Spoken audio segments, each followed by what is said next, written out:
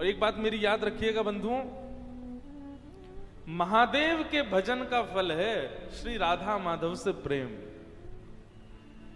आपको यदि किशोरी जी से, ठाकुर जी से प्रेम हो रहा है तो निश्चित है महादेव का इस जन्म में नहीं तो पूर्व जन्म में, नहीं तो कभी ना कभी आपने भजन तो किया।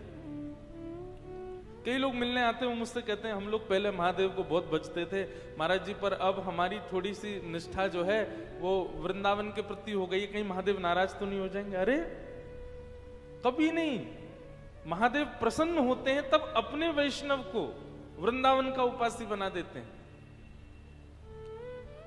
बुरा मत मानिएगा, अन्यथा मत लीजिएगा मेरी बात को, लेकिन महादेव को भज रहे हो 40 साल से और अभी भी महादेव ही प्रिय लगते हैं तो अभी महादेव प्रसन्न नहीं है।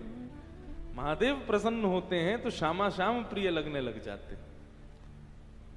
हमारी श्री जी का, हमारी किशोरी जी का सबसे ज्यादा यश किसने गाया? महादेव ने गाया। राधा कृपा कटाक्ष स्तोत्र कौन गाता है? हिमालय की कंदराओं में बैठे महादेव ध्यान कर रहे थे, तभी पार्वती जी आकर के पूछती हैं आप तो महादेव हो, दुनिया के सब तो देव हैं, आप तो महादेव हो, महादेव को किसी की उपासना की इच्छा कैसे हो सकती है, आप किसको भजते हो? तब महादेव उनको राधा कृपा कटाक्ष स्तोत्र सुनाते हैं। बोले पूरा विश्व मेरो ध्यान करे पर मैं तो अपनी श्यामा जी को ध्यान करूं, मैं तो किशोरी जी को ध्यान करूं। सदा श्री राधा रानी का स्मरण करते हैं महादेव। मुझे इतनी प्रसन्नता हुई,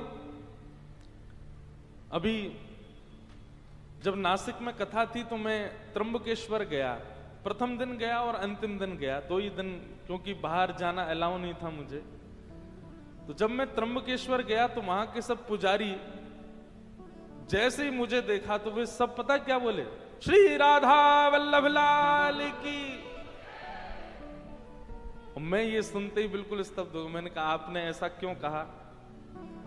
तो वहां के पुजारी बोलते हैं, बोले हम वर्षों से त्र्यंबकेश्वर भगवान की सेवा करते आए, हमेशा कपाट खोलते ही शिव महिम स्तोत्र बोलते हैं, ओम नमः शिवाय का उच्चारण करते हैं, हर हर महादेव बोलते हैं, पर आपने बताया कि महादेव के निज ठाकुर जी श्री राधा वल्लभ लाल हैं जो कि वृंदावन में विराज रहे हैं, और महादेव के सामने यदि जाकर के राधा वल्लभ लाल की जय बोलोगे तो तीनों नेत्र खोल करके देखेंगे। तो तब से हम लोग यही बोलते हैं, श्री राधा वल्लभ लाल की जय। एक करो इस बार ओम नमः शिवाय, ओम नमः शिवाय बोलना चाहिए। ओम नमः शिवाय से सारे कष्ट हरते हैं भैया, वो सर्वोपरि मंत्र है। अपने कष्ट निवारण के लिए यदि आप महादेव के पास गए हो तो ओम नमः शिवाय बोलना, लेकिन महादेव को प्रसन्न करने यदि गए हो तो अब की बार जब जल चढ़ाओ, दूध चढ़ाओ, गन्ने का रस चढ़ाओ, कुछ भी चढ़ाओ, उस समय हमारी श्री जी का नाम कहना, श्री राधा श्री राधा श्री राधा श्री राधा। आप अनुभव करेंगे महादेव के रोए खड़े हो जाएंगे, महादेव आनंदित हो जाएंगे। महादेव तो सबसे बड़े उपासी है हमारे वृंदावन के।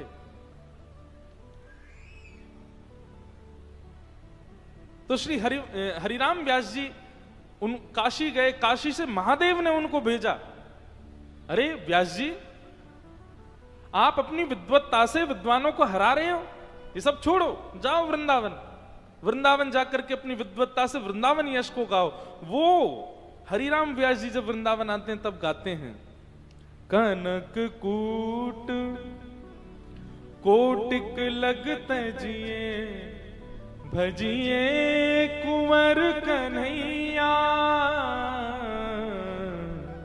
हेरी मेरो वृंदावन साचो धन भैया।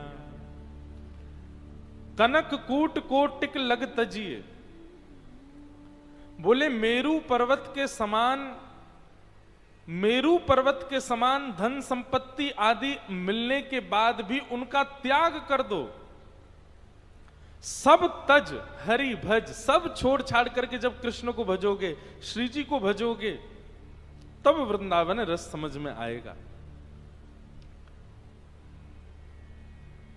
वृंदावन रस समझने के लिए संसारी रस को त्यागना तो पड़ेगा। प्रेम नगर की सकरी हैं गलियां, प्रेम नगर की सकरी है गलियां, तामें दो ना समान मुसाफिर प्रेम नगर मत जा। प्रेम नगर प्रेम नगर कहते हैं हमारे वृंदावन को।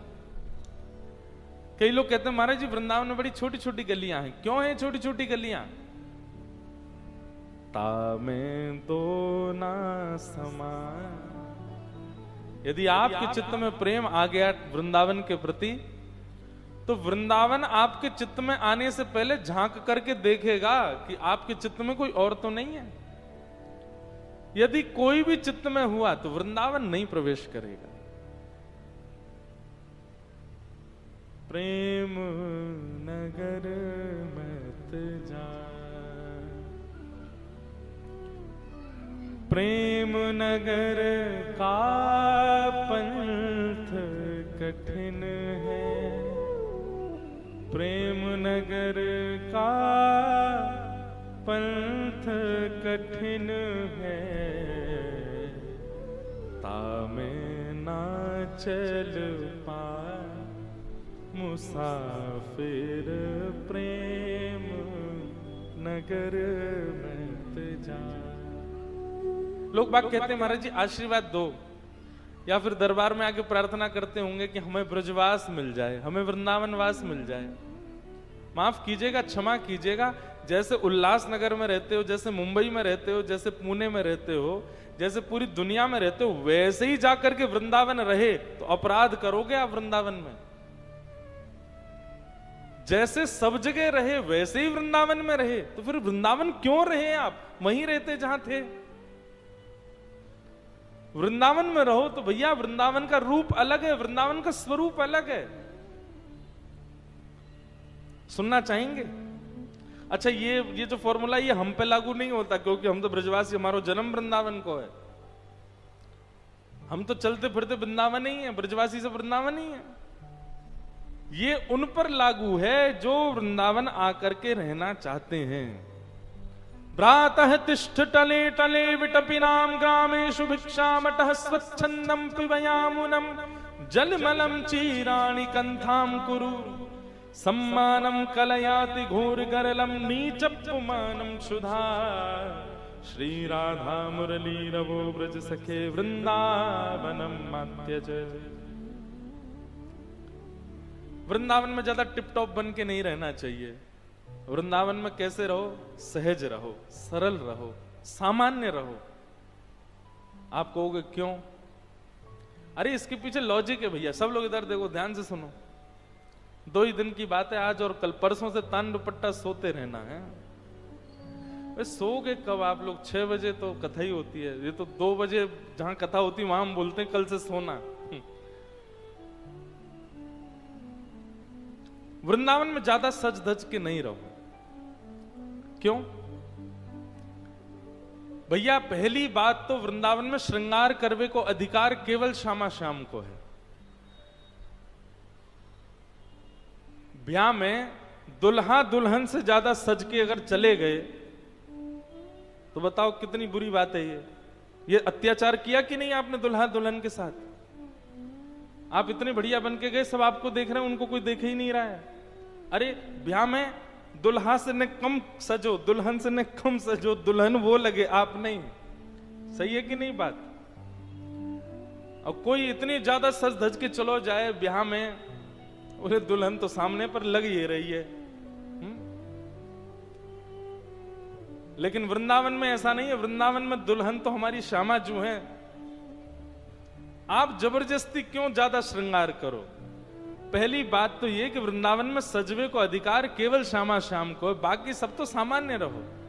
दूसरी बात, वृंदावन में ज्यादा सज धज के रहने की आवश्यकता क्यों नहीं है? बोले भैया इतने सामान्य रहो, इतने सहज रहो कि लाल जी को आप पे दया आ जाए, काउदना वही पकड़ के आपको श्रृंगार कर दें, काउदना वही आपको सजा दें। यहाँ पे तो मैं सजाऊं है, तू बड़ा ऐसा घूमे है, सामान्य सा बनो। और जा दिन शाम सुंदर श्रृंगार करेंगे ना, बाद ना सवरे श्रृंगार फीके रह जाएंगे। मीराबाई श्रृंगार थोड़ी करती हैं, मीराबाई सामान्य रहती हैं, लेकिन उनके चेहरे पर फिर भी सुंदरता क्यों दिख रही है लोगों को? क्योंकि उनका श्रृंगार ठाकुर जी करते हैं। सूरदास के पास नेत्र नहीं है, बिना नेत्र का व्यक्ति, बिना नेत्र के सूरदास जी क्यों सुंदर लगते हैं सबको? क्योंकि उनका श्रृंगार ठाकुर जी करते हैं वृंदावन में। श्री हितहरिवंश महाप्रभु, उनके चरित्र में ऐसा वर्णन आता है कि एक बार एक राजा ने उनको देख लिया महाराज, वो व्याकुल ही रहता था कि इनको देखूं, इनको देखूं, इनको देखूं, जबकि कुछ नहीं करते थे, कोई ऐसा लीपापोती नहीं मुख पर। क्यों लगते थे सुंदर? क्योंकि श्याम सुंदर श्रृंगार करते हैं।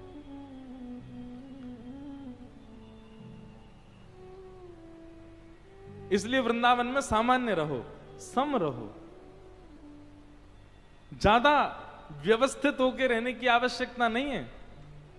अब व्यवस्था में रोज कोई दिखे तो हम ही उसको कहेंगे भाई थोड़े नेक व्यवस्थित हो जाओ। काउ देना श्याम सुंदर कहें तू नेक व्यवस्थित है जा। कल हम जो पद गा रहे तो वो लागू होगा ना, तू अपनो श्रृंगार करत है, ये दर्पण हाथ दिखावत है, तू है सखी बड़ भाग बड़ी, नंदलाल तेरे घर आवत है। वृंदावन की लीलाओं में कभी कभी वर्णन आता है, रस लीलाओं में, कि कभी कभी शाम किशोरी जी का श्रृंगार ललिता जी करती हैं, विशाखा जी करती हैं, कीर्ति मैया करती हैं। पर जिस दिन श्याम सुंदर श्रृंगार करते हैं ना किशोरी जी का, वादना किशोरी जी को एक चुनरी में ही रखना पड़े।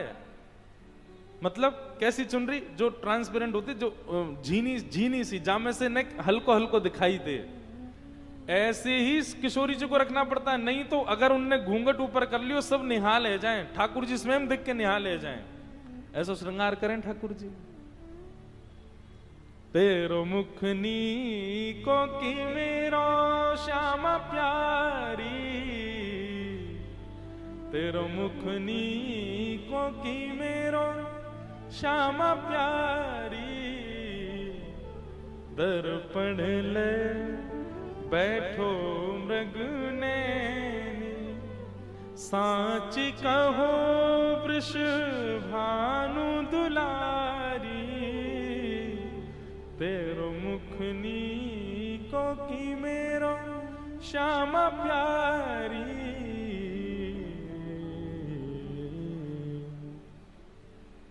तो वृंदावन में सम रहो, सामान्य रहो। क्यों? दो कारण। प्रथम कारण, तो वहां दुल्हा दुल्हन बैठे, उनको ही सजन दो, तुम काहे को सज रहे हो? और दूसरा कारण कि हमारी सम रूप पर, हमारे सामान्य वेशभूषा पर काउ दिन ठाकुर जी रीझ जाएं, और रीझ करके ठाकुर जी हमारा श्रृंगार कर दें। अच्छा देखो, इसका एक उदाहरण बताएं। महादेव, महादेव से ज्यादा सम और सरल रहने वाला कोई दूसरा देवता नहीं है। पूरी दुनिया में चले जाओ, महादेव कैसे बैठे हैं? भभूति रमाए बाबा भोलानाथ आए, भभूति रमाए बैठे हैं, गले में सर्प, कानन में कुंडल, ध्याये नित्यम महेशम रजतगिरि निभम चारु चंद्रावतंसम, रत्ना कल्पोज्वलांगम पयुषमृगवरा भीति हस्तम प्रसन्नम, पद्मासीनम समन्ता स्तुतम अमर गणै व्याधि कृत्यम वसानम, विश्वाद्यम विश्ववंद्यम अखिल भयहरम पंचवक्रम त्रिनेत्रम। कितने सम रहते हैं महादेव। ये देखो, ये ऊपर विराज रहे हैं झूलेलाल जी के बगल में, कैसे सम। लेकिन इनका वृंदावन में दर्शन करो। वृंदावन में कैसे हैं? नथनी पहन रखी है, आंखन में काजर लगा रखो है, गले में नवलखा को हार पहन रखो है, होठन में लालिमा लगा रखी है, गाल में लाल लाल गुलाबी गुलाबी जैसे गुलाब जामुन धरे हो ऐसे कर रखे हैं, और महाराज मांग में सिंदूर भर रखो है, जटा केश बना ली है, और ऊपर से लगाए सुंदर चुनरी ओढ़ करके बिल्कुल सज धज करके। ऐसा श्रृंगार, ऐसा रूप, ऐसा स्वरूप पूरे विश्व में नहीं है महादेव का जैसा हमारे वृंदावन में। क्यों? क्योंकि वृंदावन में श्रृंगार श्याम सुंदर ने किया है महादेव का। वृंदावन में श्रृंगार मत करो, वृंदावन में सम रहो। सबसे पहली बात, वृंदावन में रहो तो ऐसे रहो। दूसरी बात, ग्रामीषु भिक्षामट। वृंदावन में दूसरा कार्य आपको सबसे विशेष यह करना पड़ेगा कि वृंदावन में स्वयं निर्माण करके कुछ मत पाओ। वो बात अलग है कि किसी की अगर परंपरा में ऐसा है कि वो स्वपाकी है आदि, कोई बीमार है, वो उन सब के लिए ये सब लागू नहीं है। जो ठीक है, फिट हैं, वो क्या करें, स्वयं बना करके कुछ मत पाओ और किसी से बनवा करके कुछ मत पाओ। तो ब्रजवासिन के घर से मांग के पाओ। बहुत बहुत सामान्य बात लगती है सुनने में, करने में उतनी कठिन है, लेकिन यदि कर लोगे आप याद करोगे फिर मुझे। एक बार प्रयास तो करके देखो वृंदावन जब जाओ। और सुनो, मेरे घर मत आइयो आप लोग, क्योंकि आते ही सीधे बोलोगे हम तो उल्लासनगर से आए, वसंत शाह दरबार से आए। अपरिचित जगह पे जाओ जहां आपका परिचय नहीं हो। क्योंकि ये बात मैं कथा में कहता हूं, मेरी मैया मोड रोज डांटे, बोले इतनी भीड़ लगी रहे पूरे दिन, कहां ते पवाऊं सबन ने। आप पाओ वहां पर कोई बात, अपरिचित के यहां जाओ, जिसको आप जानते नहीं हो, जिस घर को आप जानते वहां जाओ, वहां जाकर के मधुकरी मांग के पाओ। मधुकरी का नियम है, अंजलि में जितना आता है, इसको अंजलि कहते हैं, इसमें जितना आए केवल उतना पाना है, उससे अतिरिक्त नहीं। और इसी में पाना है, थाली में नहीं। वृंदावन लोग बाग भागते तो बहुत हैं, वृंदावन में भीड़ तो बहुत हो रही है, पर वृंदावन की तरह रह कौन रहा है जैसा वृंदावन में रहना चाहिए। ग्रामीषु भिक्षामट। ब्रजवासी के यहां जाकर के अंजलि फैला लो, डोरबेल बजा देना, आए जैसी कोई, हाँ भैया बताओ कहां ते आयो भैया लाला, बोले आपके घर में जो बनो हो सो हमको दे दो, थोड़ो सा दे दो। और सुनो, यदि वो लाकर के दे दे तो बड़ी कृपा, और यदि यूं के भैया कहीं और चलो जाए यहां ना आए तो समझियो और ज्यादा कृपा। फटकार के भगा दे तो फिर कोई और के घर जाओ। और इसमें लज्जा नहीं करना, ठाकुर जी तो बिन बुलाए डोले इनके घर। अरे सो चटक मटक सो ठाकुर, तीनों लोकन हूं मैं नाय। वो अंतरा कैसे है, बिना बुलाए डोले घर घर, बिना बुलाए डोले घर घर। बिन बुलाए, कोई गोपी बुलावे थोड़ी है, जबरदस्ती घुस जाए वहां के घर में। और मांग के खानो तो मैं कह रहा हूं ठाकुर जी तो छीन के खा जाए गोपीन सो। जिस वृंदावन में गोपियों की यहां छीन छीन करके चोरी कर करके परब्रह्म खा रहा है, वहां हम मांग के नहीं खा सकते, मांग के पाओ। तो वृंदावन का दूसरा नियम क्या है, वृंदावन में किसी ब्रजवासी के घर की मधुकरी पाओ। और